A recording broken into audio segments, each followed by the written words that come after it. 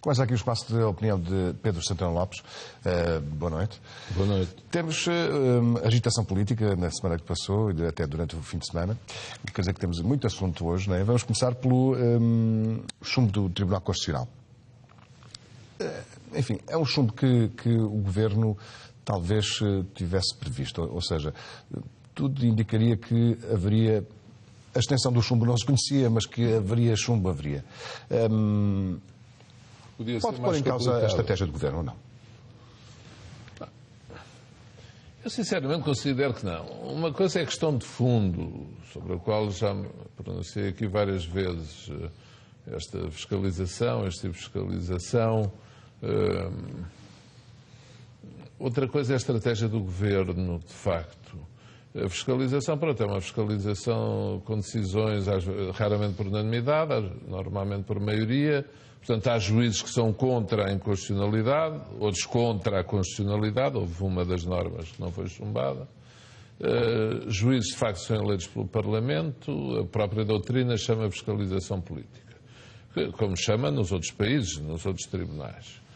Eu julgo que a dimensão do chumbo, apesar de compreender as preocupações do Primeiro-Ministro e do Vice-Primeiro-Ministro, que ainda não falou, mas com certeza que não é fácil, nos tempos que correm, de repente ficar-se privado num orçamento de 600 ou 500 ou 700 milhões de euros, mas eu não acredito que ponha em causa a estratégia do Governo. Acho que, de facto, o Governo já previa, ou já admitia, por um lado, tinha alguma folga pelo outro, o produto pode crescer mais do que estava previsto no princípio, apesar do sobressalto do primeiro trimestre. Portanto, é uma contrariedade para o Governo, mas acho que não põe em causa a sua estratégia de fundo. Outra questão é a questão do momento da decisão. O ter sido antes da saída oficial da Troika obriga, de facto, a negociar neste tempo final, o que não é muito agradável. O Governo preferia já estar livre disso, seguramente. Nesse aspecto põe. Agora, na questão financeira, pronto, tenho dúvidas. Isso não significa, não conheço os números ainda, ninguém conhece a sessão orçamental mais recente, mas do primeiro trimestre o Governo teve bons números do lado da receita e que compensou largamente, quer dizer, compensou o aumento da despesa. Portanto, eu sinceramente, o Governo diz que vai aumentar o IVA, vai repor cortes. A questão é essa, como é que o Governo vai resolver? Apesar de tudo, o Tribunal Constitucional deixa, ao alegar, digamos assim, em primeiro lugar, proporcionalidade, também alega razoabilidade, que para mim é uma novidade, enfim, não sendo uma novidade constitucional, mas quer dizer, dá para tudo, a razoabilidade é uma questão mesmo, dá para tudo, não é? A proporcionalidade é diferente. E aqui,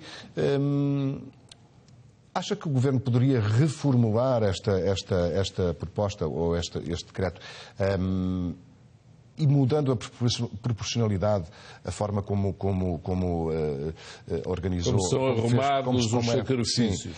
Conseguir repropor, digamos assim, com um impacto menor, enfim, nunca chegaria aos mesmos valores, mas com um impacto menor? Eu penso que sim.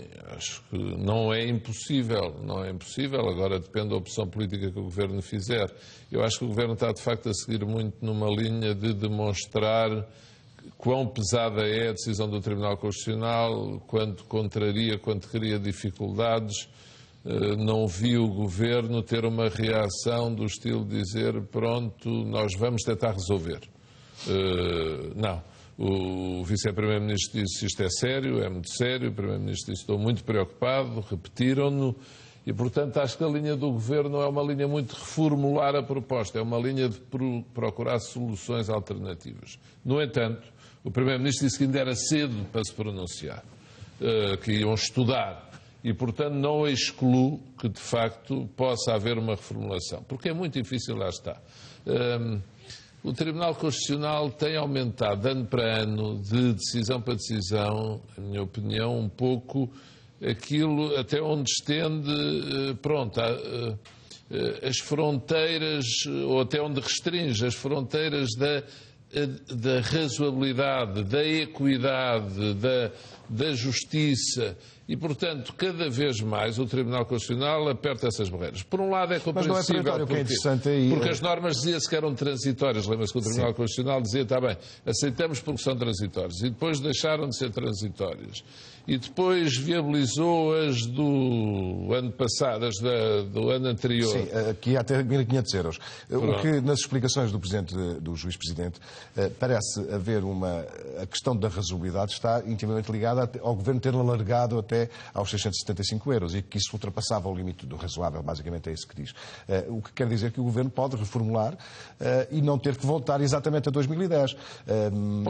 Porque, de facto, os salários voltam para 2010. Voltam 4 anos para trás, depois de várias mexidas, até de José Sócrates.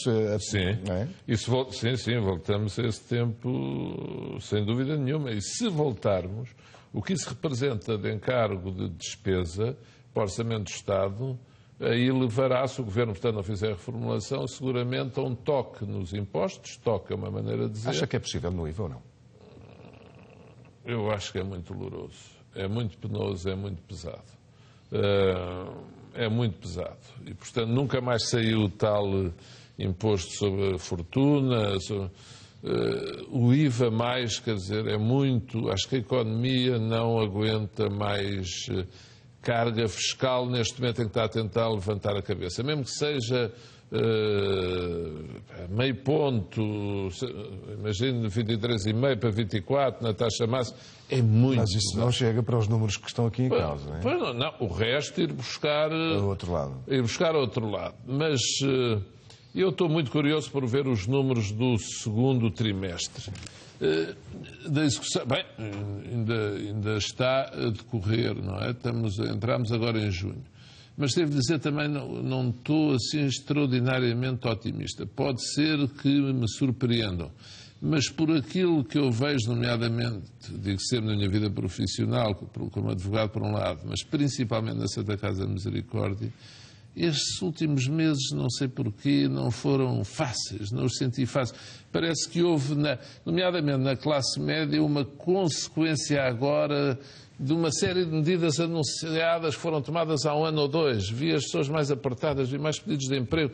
Aumentaram consideravelmente as assistências em refeições, em subsídios que damos a famílias completamente desprotegidas. Este segundo trimestre não está a ser fácil. Agora, quer dizer, os indicadores, as previsões macroeconómicas apontam para que seja francamente melhor do que o primeiro. Se for... E se confirmarem as previsões de crescimento de 1,2, 1,4, aí o Governo terá folga. Se isto tender a puxar para o nível de crescimento, bem, se for igual ao primeiro trimestre, mas isso não é seguramente. Não deve ser. Aí não há folga. E, portanto, mas também digo uma coisa, quando a economia não está a crescer, lançar mais meio ponto de IVA, o efeito depois, como se viu no termo de Vítor Gaspar, é perverso. Porque aumenta a taxa, mas diminui a atividade. Se pensar nos timings, ou seja, para aumentar a taxa do IVA, eu diria que demoraria 3 meses, pelo menos. Sim. Para reformular uma proposta deste tipo, demoraria eventualmente mais. Ou seja, íamos cair no próximo Orçamento de Estado quando teríamos que fazer um retificativo. Ou seja, politicamente, não sei se tem um efeito prático no financeiro, digamos assim, mas também tem um efeito político, não é? Tem um efeito político. E o efeito político também está ligado ao conteúdo da decisão do Tribunal Constitucional, que em matéria de salários, nomeadamente, disse, pronto, isto só produz efeitos a partir de agora. Não obriga o Estado a retroagir os efeitos. Há quem diga que é uma decisão incompreensível por ser... Pronto, ou seja, é inconstitucional a partir do meio do ano. Nos primeiros 5 meses não é. O que eu considero um gesto de boa vontade do Tribunal Constitucional. Quer dizer, esforço-me por compreender o Tribunal Constitucional. É um tribunal, com certeza, quando faz esta fiscalização, ela é política ou jurídica e tenta também encontrar alguma equidade. Chumba, mas tenta compreender aquilo que está em causa e, portanto, não pôr demasiadamente em causa o orçamento, a execução financeira, os equilíbrios da negociação externa. Mas, quer dizer, por um lado toma uma decisão que os põe em causa e depois diz, pronto, já agora vamos aqui dar um jeito para isto não ser tão mau. Marco António Costa falou há pouco. Sim. e usou adjetivos mais violentos que os membros do Governo. Enfim, tem mais margem para isso. Sim. E disse, a propósito desta, às vezes, difícil compreensão da lógica do Tribunal Constitucional, falou mesmo, disse que era uma situação pantanosa.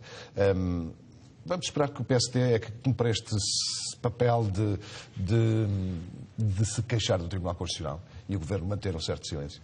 Sim, dentro da divisão de tarefas pode ser que seja isso que venha a acontecer. O Governo, de facto, tem que se proteger de conflitos com o Tribunal Constitucional, embora ser o PSD, enfim, formalmente é mais correto, substancialmente vai dar quase ao mesmo, não é? Agora, não é fácil. Eu dizia há bocadinho, esforço-me por compreender. Agora, não é fácil. Não é fácil compreender as decisões do Tribunal Constitucional. De facto, o até alguém dizia, que foi Marcelo Rebelo de Sousa, e eu estou de acordo, quando o Tribunal Constitucional invoca uma série de pontos como limites às decisões, o Tribunal Constitucional esquece de referir um ponto muito importante, é que pelo Tratado Orçamental a que estamos vinculados, nós vamos ter que cumprir uma série de metas que não são só do memo ou da Troika. Quer dizer, elas estão em vigor. O Tribunal Constitucional nunca se pronunciou sobre esse Tratado Orçamental, julgo eu. E, portanto, pelo Tratado Orçamental que ratificámos, assinámos e ratificámos, há objetivos, nomeadamente levar o déficit estrutural para 0,5%, etc., que o Estado vai ter que continuar a prosseguir. E, portanto, a questão é, se as normas desse Tratado Orçamental são inconstitucionais, isso, em certa medida, já devia ter sido visto. Portanto, tem que haver um esforço de compreensão. Acho que não vale a pena o Governo estar aqui a fazer tempestades, e creio que não as vai fazer, apesar de manifestar mágoa. E a mágoa tem a ver, depois adiante falaremos até com os ecos que isto tem fora, com as repercussões que tem junto dos nossos credores. É muito difícil trabalhar num sistema político assim. Veja o que é, estamos a meio do ano e vamos mudar o orçamento e as regras e os ordenados e os impostos. Quer dizer, é muito difícil ser prior nesta freguesia, sabe? É muito difícil governar, pronto. Mas, é o respeito pela Constituição, é o respeito pelas atribuições e competências de cada órgão. Agora, a vexata quest, a questão, o ovo e a galinha é, a culpa entre aspas, é do Tribunal Constitucional ou é da Constituição? É porque temos uma Constituição muito ideológica, depois leva ao Tribunal Constitucional a decidir assim, ou não, a Constituição já não é assim tão ideológica e o Tribunal Constitucional é que tem um forte pendor politizado, digamos assim, como ontem alguns comentadores também diziam. Eu acho que a boa regra, a boa prudência aconselha a não acusar, não falar em forças de bloqueio, não acusar o Tribunal Constitucional de politização. Acho que o Governo tem que ser paciente, tem que ter paciência de Jó, tem que, se for preciso, reformular a proposta como você aqui alvitrou, tem que procurar ultrapassar os obstáculos. Pronto, é assim a vida, é assim o sistema. Não quer dizer que o sistema um dia não possa ser mudado, agora é com esse sistema que se trabalha. Quer dizer, restava uma hipótese, era chegar ao pé da Troika e dizer, chega, vamos lá admitir aqui mais 0,3%, 0,4% de déficit. Mas nem a Troika quer, nem o Primeiro-Ministro quer. Só quem não o conheça, não é? A questão aqui que tem sido falada é se vai ou não ter efeito nos mercados. Hoje a coisa subiu pouquinho, mas subiram. Subiu, mas é um sinal, não é? Acho que terá e que nos poderá forçar numa última, enfim, forçar um segundo resgate ou algo de semelhante. Não acredito, não creio, a Europa não quer, Portugal não quer, não vejo razões para isso. É por isso que eu acho todos os exageros contraproducentes. Não estou a dizer que o Tribunal Constitucional não tenha exagerado aqui ou ali, mas também acho que não deve haver exageros na reação do Governo. Acho que o Governo deve ser moderado, contido, e tentar não atear o lume o mais possível, porque isso de facto tem efeitos, já da outra vez teve, tem efeitos nos juros da nossa dívida, sobretudo na confiança. As bolsas são outras questões, mas da maneira como é olhado por Portugal. É muito difícil para os estrangeiros compreenderem como funciona o nosso sistema. E esta espera constante ou do veto do Presidente, ou das decisões do Presidente, ou antecipar eleições por decisão do Presidente, os estrangeiros não percebem isto. Não vale a pena, eles não têm sistemas de governo iguais ao nosso no geral. Bom, a Bélgica teve quase 2 anos sem governo, não é? Quem? A Bélgica. Pois, mas isso... Por problemas da 500 e tal dias, isso é uma aberração, mas lá está. A Bélgica é um país muito sui generis, é uma junção de comunidades diferentes línguas, diferentes culturas. Portanto, aquilo é um caso muito especial. Cada um tem a sua especialidade. Nós temos esta, quer dizer, nunca sabe ao certo se uma decisão é para valer. E isso é muito complicado. É muito complicado num país que está em intervenção externa, tem que pagar a dívida junto de credores, principalmente tem que crescer. É que o país tem uma economia que tem que crescer para gerar recursos para acabar o ano com superávit, para libertar dinheiro para pagar a dívida para amortizar. Há quem diga que, como disse da outra vez... Não, há quem diga que Bill Clinton falou sobre isso. E tínhamos que estruturar a dívida. Sim, ninguém fez barulho desta vez, isso é curioso. A voz de Bill Clinton não provocou ondas, como outras vozes provocaram, falando o mesmo assunto. Não, mas a questão aqui enfim, da decisão do Tribunal Constitucional decorrem uma série de coisas. O Governo pode decidir uma série de caminhos, não é? A questão é a confiança dos mercados, porque é ela que vai determinar, no fundo, a margem que Portugal tem para gerir a sua própria dívida, não é? Acha que, de algum modo, isso estará em causa ou os mercados vão esperar para ver? Porque, de facto, pode ser que o Governo arranje uma solução, não é? Pode, os mercados vão esperar para ver, mas, quer dizer, eu não sou mercado. Mas nenhum de nós é, mas tanto quanto conseguimos prever e perceber, ir fazendo uma avaliação das reações, os mercados ficaram mais desconfiados desde que foi anunciada a decisão do Tribunal Constitucional e, como diz, ficarão à espera de ver em que é que isto está. Se corre bem a renegociação com a Troika, que medidas é que o Governo apresenta, o que é que dá a execução orçamental do segundo trimestre, quer dizer... A cotação que nós podemos, média, que podemos adivinhar de Portugal lá fora, desde há 2 ou 3 dias, deve ter subido um bocadinho. E, portanto, nós estávamos nos 3,5 praticamente, 3,6, 3,5, 3,6. Hoje andámos pelos 3,7 na dívida há 10 anos. Eu não quero fazer sugestões, até porque os mercados não devem estar todos a ouvir-nos, também não teria grande mal. Mas estas situações aproximam-nos, afastam-nos, lá está, afastam-nos mais da Irlanda. E a Grécia vai pedir um novo resgate limitado de 20 mil milhões, supõe-se.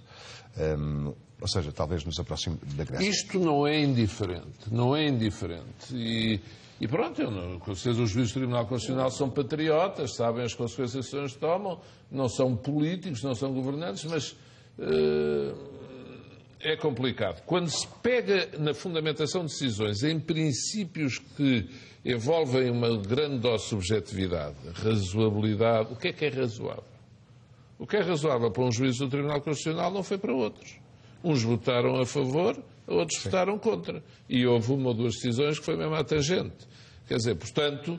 Não se pode dizer, não, razoável é aquilo, ou não razoável é aquilo. Não, os próprios dividiram. O respeito pelas regras da democracia e do Estado de Direito obriga a respeitar uma decisão por maioria do Tribunal Constitucional, com certeza. Agora, isto causa prejuízo. Dizer o contrário é ser cínico, é não ser falso. A obrigação do Governo é aguentar o prejuízo e pular por cima. Mas temos que compreender a preocupação do Primeiro-Ministro, do Vice-Primeiro-Ministro e até, enfim, do líder da oposição, que agora anda com outras preocupações, mas Exatamente. Também não deve deixar de ter estas, não é? Aliás, foram 2 assuntos tão mediáticos que acabaram quase por se anular um ou outro Sim, já não se sabe qual é que foi mais forte. Qual é que foi mais forte? Que é esta questão do combate interno no Partido Socialista. Já se tinha dito aqui, logo na noite das eleições, nós já tínhamos abordado este assunto. Exatamente. E já tínhamos dito até que muito provavelmente seria isso que iria acontecer. Se ele não avançasse agora... Era agora ou nunca, como disse Pedro Santana Lopes. E agora estamos numa espécie de impasse, não é? Que é um impasse. Também ele... não querendo comparar com o Tribunal Constitucional, mas quer dizer, é um impasse jurídico de algum modo, porque Maria do Bem vai ter que resolver uma série de coisas. Ela que é tão apegada aos estatutos vai ter que trabalhar para tentar aqui qualquer coisa. Não lhe gava sorte, porque não é fácil. E não é fácil, de facto. O que é que pensa da posição de António José Seguro em primeiro lugar? Há quem diga que o líder não pode mostrar medo numa situação deste tipo, não é? Eu vou dizer, acho que isto ficar em banho-maria é o pior que pode acontecer a António José Seguro. António José Seguro tentou manifestamente empatar jogo, tentou adiar a questão, ou baralhar jogo, se quiser. Disse, vou pôr em cima da mesa uma proposta que tinha sido recusada aqui há 1 ano ou 2, e nomeadamente na eleição que disputou com o Francisco Assis. É muito difícil viabilizar esta proposta. A leitura óbvia, quer dizer, em tempo útil, a leitura óbvia é que isto foi a saída que António José Seguro encontrou para não convocar logo o Congresso e para ao mesmo tempo não dizerem que tinha medo de disputar umas eleições com António Costa. Diretas, neste caso. Diretas. Só que isto demora muito tempo. E, portanto, ter o maior partido da oposição entretido nisto, quer dizer, e vamos ver, a partir do momento em que uma pessoa é desafiada, não é por qualquer um, se fosse desafiado ali por um desconhecido, um anónimo, um passageiro da chuva, que chegasse de repente e dissesse, quer ser líder do PS, António José Seguro não liga. Agora, é sabido, António Costa é o Presidente da Câmara de Lisboa. Portanto, em termos até de cargos no Estado, na administração, da parte do PS, julgo, ele, com o Presidente do Governo Regional dos Açores, da parte do Partido Socialista, tem os cargos mais importantes. Mas, em termos políticos, António Costa, de facto, é uma pessoa com o passado e o presente de António Costa e o admitido futuro que desafia António José Seguro para a liderança. E aí é um desafio que um líder político não pode ignorar. Eu dou este exemplo. Em 99, quando Durão Barroso foi a eleições com Guterres, perdeu as legislativas, eu fui ao microfone no Conselho Nacional dizer que o resultado não era grande coisa. Durão Barroso tomou aquilo como um desafio e disse, quem acha que o resultado não é grande coisa, venha ao Congresso e venha disputar a liderança. E eu, que não estava nada nessa lá, tive que ir disputar a liderança no Congresso de Viseu, mas essa é e ganhou Durão Barroso. Sim, ganhou Durão Barroso. Eu estive nesse Congresso. Teve? Então lembra-se disso. Lembro-me bem disso. Eu às tantas achei que ia ganhar, porque o Presidente da JSD deu-me apoio, não sei o quê, mas não, Durão Barroso ganhou. Porquê? Ele reagiu logo, foi claro, foi direto ao assunto, até teve lá umas tiradas um bocado que não lhe correram bem, mas ganhou. Mas essa é uma questão que lhe queria perguntar. O que está aqui em causa são, temos duas hipóteses, não é? Primeiro, essa barreira, entre aspas, dos estatutos, que é António Costa ter que conseguir 50% do apoio federativo, digamos assim, Sim. Que representem mais de metade dos militantes do partido.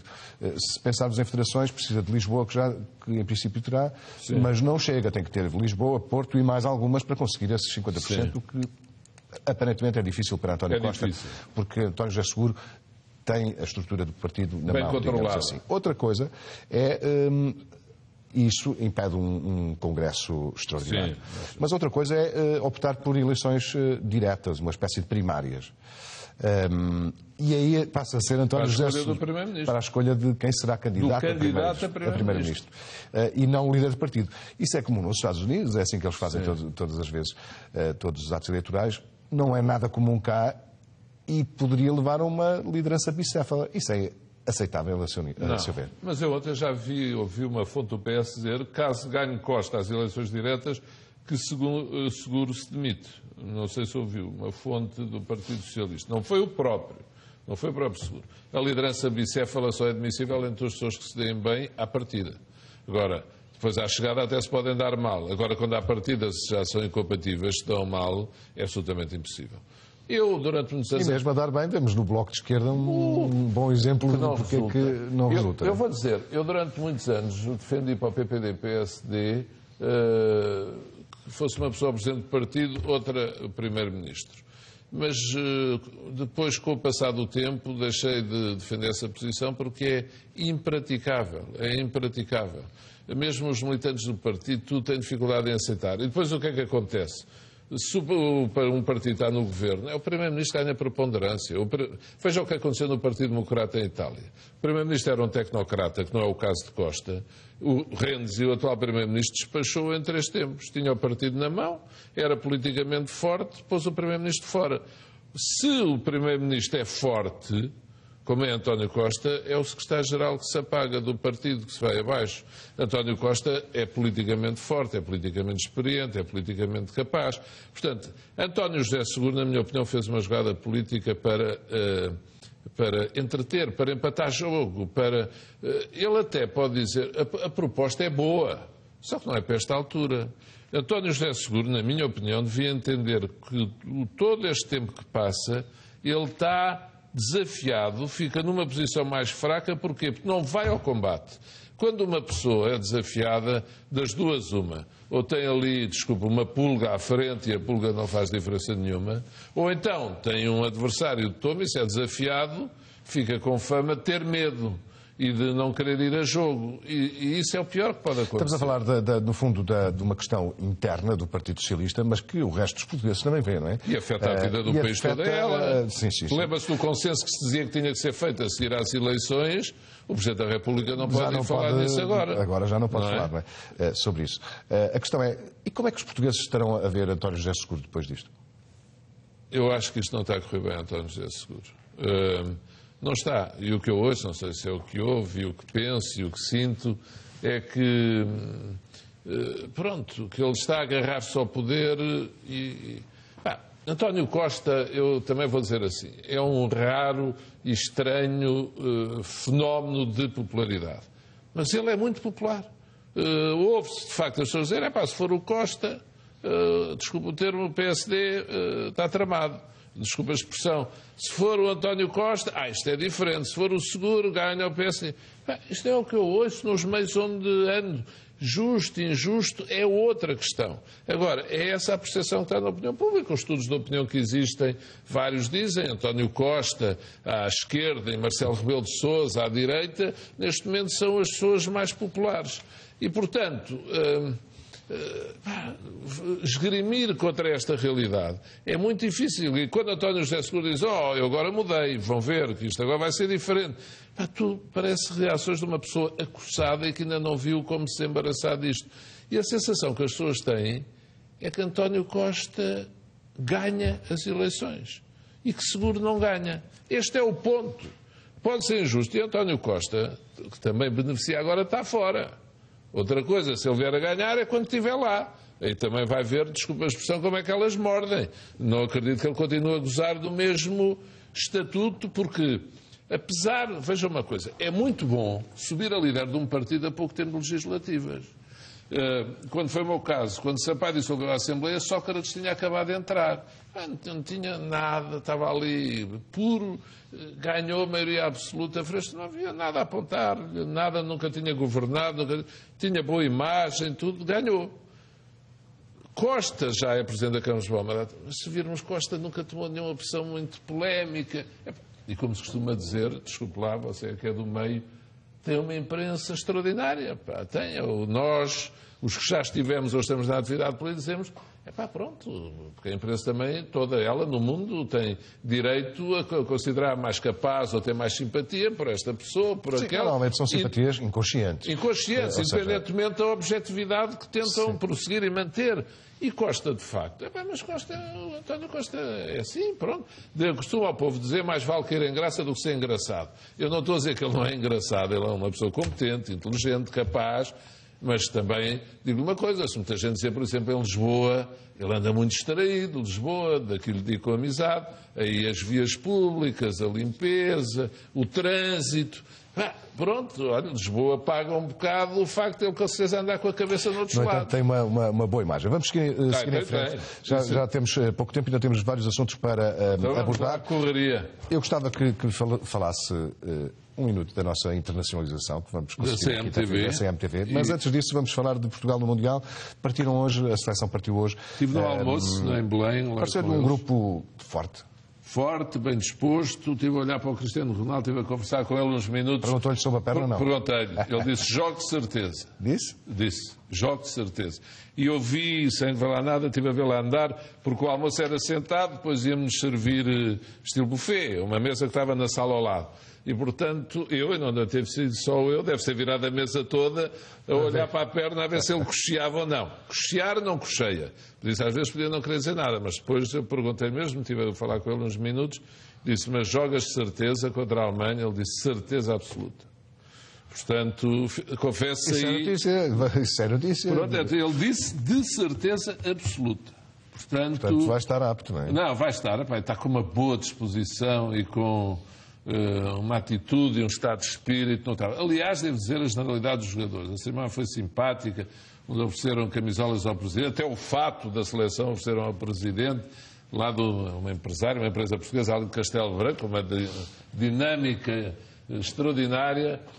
O Presidente falou bem, as televisões transmitiram, fez um discurso apropriado. Passou o almoço, foi simpático, estava tudo muito bem disposto, os mais antigos, os mais novos, tudo a brincar. Eu também até brinquei, por exemplo, com o Helder Postigo, o Almeida, disse: porque é que vocês não jogam nunca os dois juntos? Eu estava ali a dizer ao Mister. Pronto, foi um bom ambiente. Eu estava lá da parte da Misericórdia, portanto estavam os sponsors da seleção, 5, e depois, pronto, a comitiva da Federação e, acima de tudo, o Sr. Presidente da República, que os recebeu e bem. Mas correu mostrou bastante confiança. E o Ronaldo vai jogar. Sim. Agora, essa do Ronaldo jogar, de certeza absoluta, que é uma novidade. Pronto, acho que não vi isso. Dito pelo próprio, até tenho aqui uma selfie com ele para provar, mas não vou fazer perder tempo, já estamos com pouco tempo. A internacionalização da CMTV é um passo importante que vamos dar. Muito importante. A ser correspondendo à subida, à expansão da CMTV, ao crescer nas audiências, isto de passarmos a ser ouvidos noutros continentes, noutras paragens, neste caso em Angola e Moçambique, é um primeiro passo que vai ser muito importante para consolidar esta estação que cada vez mais sinto também, quando ando aqui pelas minhas atividades, que vai causando nervos e nervoso miudinho na concorrência. E com este passo, ainda mais certamente, isso acontecerá. E é muito importante também para Portugal, não é só para a CMTV, é para Portugal que uma estação com esta força e esta capacidade fantástica de estar... Desculpem lá, eu sou da casa hoje em dia, mas tenho que dizer isto, é impressionante. A cada notícia, a cada matéria, há sempre um repórter da CMTV em todo o lado do território. E nunca houve nenhuma televisão assim. E, portanto, eu tenho aqui, de facto, que sublinhar isso, porque ao mesmo é bom para os espectadores, é bom para nós, quando temos com os espectadores, uma notícia e a pessoa está no local. E eu nunca vi uma rede como esta. Dou-os parabéns a vocês todos. Sim, aí também temos que dar uma palavra ao jornal, porque o jornal fundiu-se muito bem com a CMTV. Pronto, a CMTV beneficia disso, o jornal tem essa rede fantástica, mas para a televisão também é ótimo, com franqueza, claro. Haver um repórter. É uma das chaves da estação, realmente. Vamos à frase da semana, que eu vou ler. É uma frase de Olli Rehn. Que se liga com isto do Tribunal Constitucional. Sim, portanto, tem a ver com isso. Tempo. É Comissário Europeu dos Assuntos Económicos, Olli Rehn, e que disse isto. É, de certa forma, frustrante que tenhamos que ter este diálogo 3 vezes por ano com a mesma pergunta sobre a mesma questão de o Tribunal Constitucional cancelar algumas medidas por as considerar inconstitucionais. Pois ele fica surpreendido destes avanços e recuos, não é? Eu tenho de dizer a ele, pois, como português, quero dizer assim, pois fica surpreendido, mas tem que se habituar porque é a nossa Constituição. Cá dentro, a conversa só entre nós, digo, como há pouco referi, eu compreendo, de facto, que eles ficam de boca aberta a dizer assim, mas agora outra vez, a meio do ano, não é logo que decidem, demora tanto tempo, e por isso é, de facto, muito difícil para um estrangeiro compreender estes nossos tempos de decisão e estas nossas regras de organização do poder. Não é que lá na Finlândia não tenha também as suas especificidades, e tem um sistema semipresidencial, mas, de facto, o Tribunal Constitucional não tem o mesmo âmbito de intervenção e não tem as mesmas origens, enfim. Imagem da semana, Bill Clinton, ele que esteve em Portugal, a assistir aos Rolling Stones. Eu fui um bocadinho ao Rock in Rio só, quando foi dos Rolling Stones exatamente, e como o Bruce Springsteen tocou logo na terceira música, julgo eu, com o Mick Jagger, de facto, Lisboa vem cá tudo hoje em dia. Pelo que ouvi dizer, o Bill Clinton estava no Rock in Rio, Bruce Springsteen a tocar com o Mick Jagger, acho que se encontraram ainda por cima num restaurante com o Bryan Adams, pronto, que é ligado a Portugal, tem casa cá, eu acho que qualquer dia está o mundo todo cá. Há bocado estava a dizer, há buracos nas ruas, o trânsito está complicado, mas Lisboa está na moda, e o Porto também, mas Lisboa é concreto como nunca se viu, está cá tudo. Qualquer dia vamos a virar à esquina, está cá, sei lá, um sheik das Arábias, está o Presidente da Rússia, está o Presidente da China, aí, tudo escondido, eu acho que a vir a Lisboa. A senhora Merkel devia vir cá mais vezes. A senhora Merkel é que sim, a Troika andar aí pelo paísinho a conhecer a nossa realidade, o território mais desertificado, porque o país não é só Lisboa e Porto e o resto não é paisagem. E eu, num jornal do grupo, no Jornal de Negócio, ainda esta semana escrevi como o resto do país está muito fechado, na Figueira, ali na Zambuja, em vários sítios, e não tem nada a ver. Lá não há indianos, brasileiros, franceses a comprar imobiliário, os barcos de cruzeiros não acostam lá nas costas. Portanto, Lisboa e Porto beneficiam muito dos EasyJets, das low cost, dos cruzeiros, tudo isso. O resto do país não tem. E, portanto, era bom que esses senhores viessem cá e organizámos uma excursão para eles, para irem conhecer aí o que é o resto do país. Ou então levarmos lá uns filmezinhos, mandámos por mail aqui uns vídeos, que é para eles verem o que são os contrastes de Portugal. Obrigado mais uma vez por ter vindo. Até para a semana, se Deus quiser. Documentário. Até para a semana. Boa noite. Boa noite. Continua a ser procurado o presumível homicida de mãe e filha.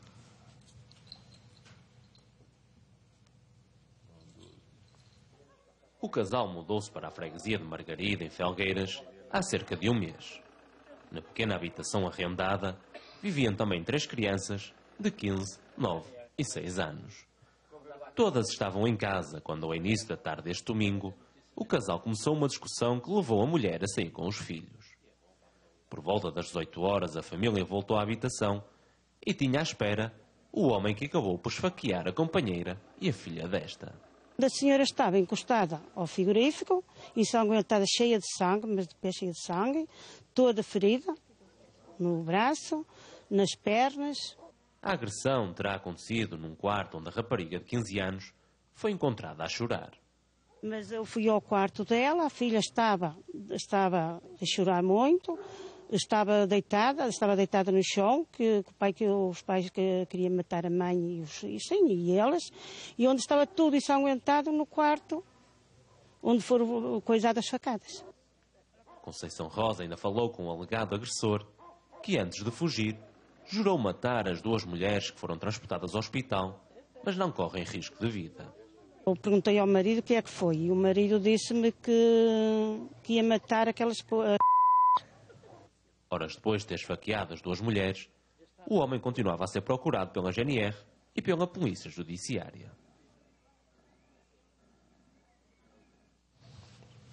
Prossegue o julgamento em que a antiga Ministra da Educação, Maria de Lourdes Rodrigues, é arguida. Hoje foi ouvido o advogado João Pedroso. O advogado disse não querer reviver 2003, ano em que o irmão Paulo Pedroso foi detido no âmbito do processo Casa Pia. A antiga Ministra da Educação, Maria de Lourdes Rodrigues, explicou a razão por que o advogado João Pedroso teve de devolver metade do dinheiro do contrato feito com o seu gabinete. Ele fez apenas uma parte do trabalho que foi calculado pelos serviços do Ministério da Educação como correspondendo a 50% do trabalho contratualizado e por isso foi acionado um mecanismo de rescisão do contrato e de devolução dos pagamentos que tinham sido feitos. Maria de Lourdes Rodrigues, bem como o irmão do antigo ministro do PS, Paulo Pedroso, são arguidos no processo em que está em causa a contratação por ajuste direto de João Pedroso para coordenar um grupo de trabalho encarregue de compilar toda a legislação existente sobre a educação. O acordo envolveu 2 contratos, um de 45 mil euros e outro de 220 mil euros sem IVA. O advogado João Pedroso alegou em julgamento que no final das contas acabou por perder mais de 70 mil euros com o contrato assinado com o Ministério da Educação. O advogado admitiu ainda em julgamento que o trabalho descarrilou no verão de 2007. A razão foi o surgir de notícias que questionavam a legalidade da contratação. Pedroso disse não querer reviver 2003, ano em que o irmão foi detido no âmbito do processo da Casa Pia. O homem suspeito de ter estrangulado a mulher até à morte no Vale de Santarém vai aguardar julgamento em prisão preventiva. Artur Neves foi ouvido em Santarém por um juiz de instrução criminal que o andou recolher ao estabelecimento prisional de Leiria. O Tribunal de Santarém colocou em prisão preventiva o homem que estrangulou a companheira até à morte na residência do casal, no Vale de Santarém. Artur Neves, de 48 anos, foi ouvido durante todo o dia por um juiz de instrução criminal, a quem terá dito que não teve intenção de assassinar a mulher, Maria Luísa Gomes, durante a briga que ocorreu entre o casal na manhã de domingo. A vítima, de 55 anos, tinha colocado à venda a vivenda onde residiam, o que não agradou ao arguido, um motorista que estava de momento desempregado. Após ter asfixiado Maria Luísa com as próprias mãos, Artur chamou o 112 e estava sentado no pátio quando a GNR chegou ao local. Entregou-se sem oferecer resistência e está agora acusado de homicídio. Vai aguardar julgamento detido no estabelecimento prisional de Leiria. A espera por uma consulta da especialidade para tratar doentes de esclerose múltipla chega a demorar 3 anos no Hospital de Santa Maria, em Lisboa. A falta de assistência obriga aos doentes a recorrer a médicos privados. A Sociedade Portuguesa de Esclerose Múltipla considera inadmissível que um doente espere 3 anos por uma consulta hospitalar. É o que acontece a uma doente de 36 anos, reformada por incapacidade, que espera esse tempo por uma consulta no Hospital de Santa Maria. O agravamento da doença obrigou a paciente a recorrer ao médico privado, tendo pago pela consulta 70 €, um encargo pesado para quem recebe uma pensão de 400 €. A consulta de neurologia para a doente esteve marcada para março, mas foi adiada para setembro. A Sociedade Portuguesa de Esclerose Múltipla sabe que esse adiamento não é caso único. O Hospital de Santa Maria tem apenas um neurologista que dá consulta de esclerose múltipla, mas esse médico faz também urgência, o que obriga ao adiamento de muitas consultas. Cerca de 5.000 portugueses sofrem de esclerose múltipla. Por ano são diagnosticados 300 novos casos de doença. Há 12.000 doentes com hepatite C que estão à espera de que o Ministério da Saúde termine as negociações com o laboratório para a compra de um medicamento inovador que tem uma taxa de cura de 90%. O preço cobrado pelo laboratório é de 48.000 € por tratamento. O Ministério da Saúde quer comprar o Sofosbuvir, um novo medicamento contra a hepatite C que tem uma taxa de cura de 90%. Mas as negociações não estão fáceis e à espera estão cerca de 12.000 doentes. O problema é o preço. A farmacêutica americana Gilead quer cobrar 48.000 € por doente, pelo mesmo remédio que terá vendido ao Egito por 600 €. O governo português pediu um desconto, mas o laboratório só mostrou abertura para baixar para os 46.000 €. Depois de ouvirem os administradores hospitalares numa reunião na última quarta-feira, o Ministério da Saúde e o Infarmed, a Autoridade Nacional do Medicamento, fizeram as contas.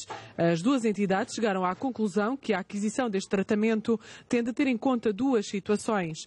Os médicos alegam que alguns doentes podem vir a necessitar de 2 tratamentos, o que faz com que a despesa suba para os 96.000 € por utente, e as estimativas apontam para a possibilidade de existirem entre 100 a 150 mil pessoas infectadas com a doença sem saberem. Entretanto, sabe o CM, há mais 2 laboratórios a quererem entrar nesta corrida. A AbbVie, que nasceu da cisão da farmacêutica americana Abbott, e a Janssen, que pertence ao grupo americano Johnson & Johnson.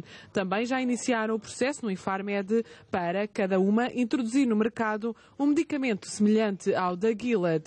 Fonte ligada ao processo disse à CMTV que estes 2 laboratórios apresentaram um preço de 24.000 € por doente. Apesar de ser mais baixo que o preço proposto pela Gilead, mesmo assim poderá ser demasiado elevado para os cofres do Estado. É assim que fecha este CM Jornal. Tenha uma boa noite. Até amanhã, já a seguir, Mercado.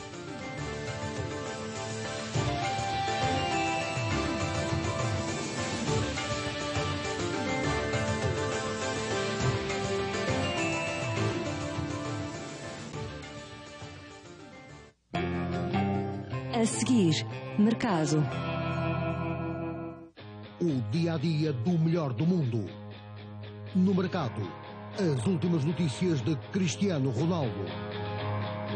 Os jogos, os golos, as viagens, os prémios, a vida social, a família e os amigos, as redes sociais e tudo o que se diz do capitão da seleção portuguesa no planeta futebol. O diário do melhor do mundo no Mercado.